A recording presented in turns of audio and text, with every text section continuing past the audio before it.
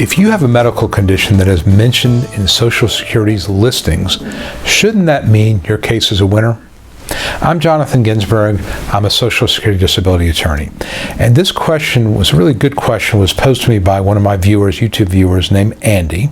And he took issue with a video that I had produced a while back, where basically I was talking about why an attorney would not take your case. And one of the examples I gave was, if you come to my office and all you have is a diagnosis of osteoarthritis, I'm probably not going to take your case because it's probably not good enough. The reason is that everybody, when they hit about 35 or 40, develops some osteoarthritis. And it's so common that judges see it on almost every single case. And so unless your case really stands out, having a diagnosis of osteoarthritis or a diagnosis of type 2 diabetes or asthma, it just doesn't mean much to judges anymore. And again, it doesn't mean you can't win with those cases. It just means you've got to have significant level of impairment arising from that. So the example I gave to Andy in my response to him was, there is a listing for, I think it's 1.04, I believe. Don't quote me on that, but I think it is. But in any case, it's one of the listings, and it talks about spinal issues. And it talks about this. It says, have you been diagnosed with herniated disc, spinal stenosis, osteoarthritis, degenerative disc disease, facet arthritis, vertebral fracture, and a couple other things. And it goes on to talk about the limitations that arise from that.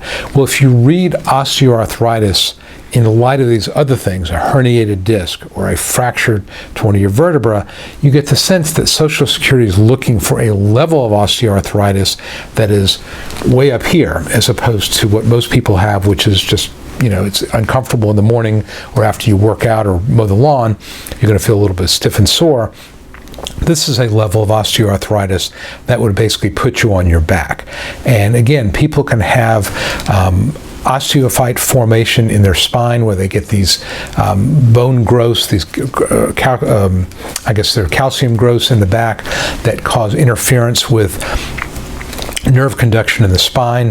That's the level of osteoarthritis you can have. It's osteoarthritis, but it's at a a very, very high level. So it's not so much that the osteoarthritis is the problem, it's what is the implication. And really, this is what disability is about in general.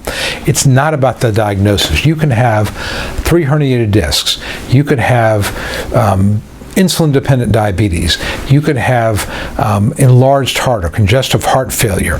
But if these things don't stop you from working, and you don't have medical support from a doctor saying that because of this osteoarthritis, this individual does not have the capacity for work, or because of this diabetes, this individual cannot be reliable at work, they would miss 3 or 4 days of work a month, they would be off task for 20% of the day, you're not going to win. The focus has to be on the how and the why. How and why does your medical condition limit you or prevent you from working a simple entry-level full-time job? Not your past work, not a job that would pay you a reasonable salary. It's, could you do anything? Could you be a ticket taker at a movie theater? Could you be a wrapper of something that's for shipping? Could you be a textile inspector? That's the question. It's about work capacity. So the fact that it's mentioned in the listing is good, because it shows that Social Security recognizes that this diagnosis has the potential to be severe. And that's the key, the potential to be severe. But you have to show by the medical record that in fact it is severe. So yes, I like it when conditions are mentioned in the listing, because that is giving me a clue that Social Security recognizes it as significant. But beyond that, we've got to take it to the next level. Why? Why does this prevent you from working? And of course, if it's not mentioned in the listings, doesn't mean it's not a good case. It simply means you've got to show the judge this is a legitimate diagnosis and that it is at a level of severity that would prevent me from doing even a simple entry-level type of work. And it has lasted for 12 consecutive months, or is likely to last for 12 consecutive months. Don't forget the duration requirement. Your medical issues and disability have to be both severe and long-lasting. Something temporary, like a broken leg, that's not going to be disabling unless it's going to last longer than a year and keep you out of any type of job. So yes, it helps when it's in the listing, but that does not mean you're automatically going to win, because you've really got to focus on the work capacity limitations and to translate, that's what an attorney does, translate your medical findings into specific work limitations that when you take them in combination are going to be so severe that any vocational witness at a hearing is going to say, there's no jobs this person could do. There's no jobs I could find for this person, because they would be too unreliable. That's where you want to be. You would not be reliable enough to perform one of these simple entry-level warm body type of jobs. Any questions, reach out to me. My website is ssdanswers.com. I have a free Secrets to Winning Disability Survival Kit. You can download it. It's delivered by email, no cost. If you want a case evaluation, there's a link you can request it at ssdanswers.com. And if you haven't checked it out, my podcast, where I go into a little more detail about some of these topics, ssdradio.com. I'd love to see you there as well. Jonathan Ginsberg here, wishing you the best. Thanks a lot. Hi, this is Jonathan Ginsberg, and I hope you found this video helpful.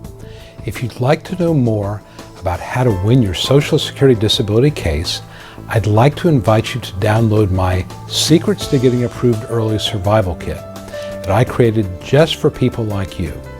Currently, I'm making the Survival Kit available at no cost, and I encourage you to grab your copy now. Some of the topics I cover include, how do I know if I have a case? Is it the right time for me to file my claim? 9 common mistakes that can doom your case. The 3 must-have arguments you use to win your case. And a topic that every disability claimant wants to know, how to avoid trick questions from the judge. If you or a loved one need to win Social Security disability benefits, you'll find the Survival Kit essential reading. Download your Survival Kit right now and at no cost. Just visit ssdanswers.com/survival and sign up. It's that easy. Please act now. And as always, I wish you the best.